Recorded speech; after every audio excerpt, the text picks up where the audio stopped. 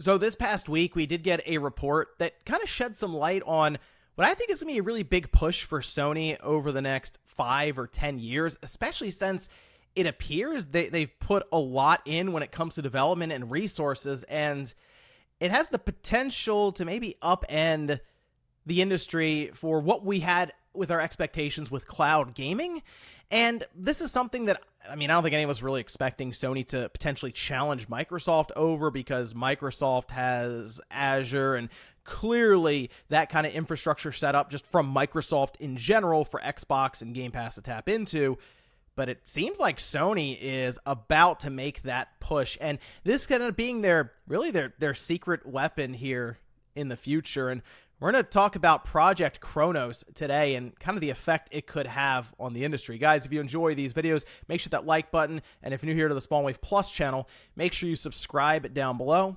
So let's head over here. It was posted up by Tom Henderson on Insider Gaming, and we had gotten word that Sony was looking into cloud streaming before, but this sheds some more light on the situation, I guess, as Tom Henderson was able to get more information, which the thing I'll give him credit, he's really has some ties and some sourcing within Sony, which is not very common. And after Project Q getting revealed, which was hard for any of us to believe, it's like, why would Sony make this remote play only handheld?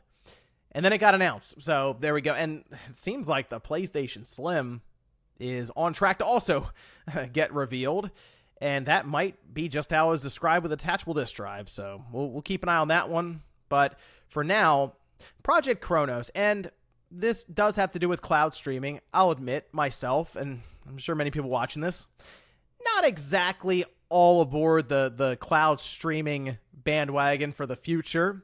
I still like my games being natively played on my system, and I like actually owning physical copies of these games. Cloud streaming would eliminate both of those completely. But in this case, it is something that I think if you've at least used it for being more of a supplementary aspect to gaming, it works well enough. So the idea being, rather than downloading 100 or 125 gigabyte game, you can jump into it, try it out for a little bit, see if the concept or the game itself is interesting to you, and then if it is, you can go ahead and download it and play it natively. So kind of a good way to demo a game, right, without technically spending the time downloading or the time put into it, anything like that. So this being their Project Chronos, and that's just titled how it is internally, we'll see how they go about apparently unveiling this officially to the public, because they are actually testing this now with beta testers. So they've been sending out invites for this game streaming service, and it seems like it's a significant step up from what we had with PlayStation Now, which, if you remember PlayStation Now, wasn't great. It's still kind of sketchy currently, although it technically has gotten better here than it was, back in the day on the PS3 even. It's not good. So the fact that they have at least improved it, fine. I would like to see them make a push for a backwards compatible option for PlayStation 3 natively. However, there's a chance that this will continue to work into that with backwards compatibility going forward, maybe being based in the cloud. However, it does seem like there's a lot of technology being thrown at this. So according to Insider Gaming, the big thing that they are pushing for right now is the latency that you experience when playing through the cloud, which is one of the biggest parts of it that we criticize, is when you press a button, how long does it take to register, and is it something that can throw you off from a game? And it's one of the reasons I don't even look at, say, a fighting game, and even racing games, kind of sketchy with it, because you need that fast responsive time, right? You need, when you're going around a curve, you need to really be able to feel your car actually turning around that curve on time. So it still has a ways to go when it comes to that aspect. But according to them, they designed a completely new network storage solution based on PCIe, which leverages NTB and the PS5 I/O coprocessors. The final product is a custom storage server under the codename Cura, which reads up to 5 gigabytes a second with less than 1 millisecond of latency. So the big thing they've been mentioning here is that, yes, the PS5 SSD is quite fast, right? That's a big thing that they have been trying to market for this generation, and Ratchet and Clank was one that they were really pushing, even though people showed that you can technically play it on a hard drive, like a mechanical drive. It still is not as good of an experience, or even one that they were trying to showcase during these different presentations, as it is on the SSD. And having 64 gigabytes of RAM, sure, that can help because you can dump the entire game into RAM. But for the PS5, with that 16 gigabytes, tapping into that SSD does seem to make up for it quite a bit.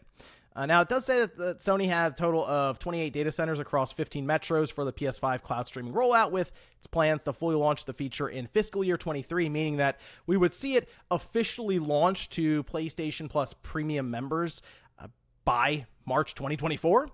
I would assume it'd be before then, probably, I'd say after the holiday, and they're probably going to spend several months now throughout the rest of this year just testing and seeing what kind of traffic that these servers and these data centers can handle before they do the full rollout, because apparently they're going to target resolutions up to 4K, which is something we haven't seen really since Stadia. Stadia, as much as it was fun, I know, for people to really beat down Stadia, the technology side was very good. It's the best I've seen for cloud gaming. I mean, it had 4K, had high frame rate, HDR, the whole thing.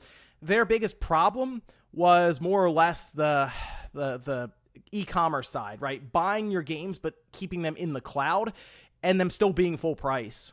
That was kind of an issue there. Whereas Sony and Microsoft will tap into their Game Pass subscription, and for Sony, their PlayStation Plus subscription. But apparently Sony is going to push for the idea of being able to play select games that you also just own. So if you're a PlayStation Plus premium member and you buy a game, digitally, you can then play it through the streaming Chronos server that they would have. And that's something that Microsoft is still working on. In fact, this seemed to come up with a recent article from Windows Central mentioning that PlayStation won the console war. Will Xbox let them win cloud gaming too? And this is kind of tough. It's kind of hard to believe just on the position that Microsoft is in. But in this article, it's mentioned that Microsoft even moved some resources away from xCloud, whether it's servers or just engineers. It's kind of strange because when you go all in on really Activision Blizzard with a $70 billion purchase and them clearly pushing towards cloud across their entire company, like not even just gaming, but like Microsoft in general, it's cloud, it's AI, software. Seems odd that they wouldn't then double down even more on xCloud, which, I mean, we don't have 4K streaming for it, and it still basically is in kind of its beta phase. Like if you use it, it comes up and tries to collect information about how your experience was. It even still says beta when you use it on your phone and that sort of thing. So it feels like maybe we're getting closer to them doing a full rollout and hitting resolutions like 4K, but the cloud in general is still kind of a sketchy experience when you use it. So it's going to be interesting if Sony comes out with their cloud streaming service and it's better than what Microsoft is offering. That is not something I would have on my bingo card for 2024, but I guess it's possible at this point. Here's the thing though. We need to see what Sony's rollout will be with this and how it will handle what I would assume to be significant traffic when they flip the switch and it's just available to PlayStation Plus premium members. Now, they have stopped apparently reporting PlayStation Plus numbers at this time. This most recent financial report was the last time they were going to do it. And if you look at their PlayStation Plus members, it's basically stayed stagnant in the 45 to 48 million range. They'll lose a couple 100,000, gain a couple 100,000, but it's right in there. So they've basically found their core audience when it comes to PlayStation Plus subscriptions. Now what they're working to do is move the members who are at $60 tier, the essential, up to extra, or then up to premium. And it has potential that this cloud streaming service could maybe get some people to make the jump from the $60 or even $100 a year up to that premium. And of course, it would also allow them to reach more people, most likely, because I think the next step, while right now it's targeted towards PlayStation 5 owners, I kind of feel like the next step will literally be to follow Microsoft and say, well, You don't need a PS5 technically to play this PS5 game. As long as you're signed up for PlayStation Plus Premium, you can play it on your phone, your computer, your tablet, maybe that Q Lite handheld. While it's currently being talked and marketed as a remote play device to tap into your PS5 console at home, maybe they unlock it because, I mean, we've seen it's basically an Android tablet.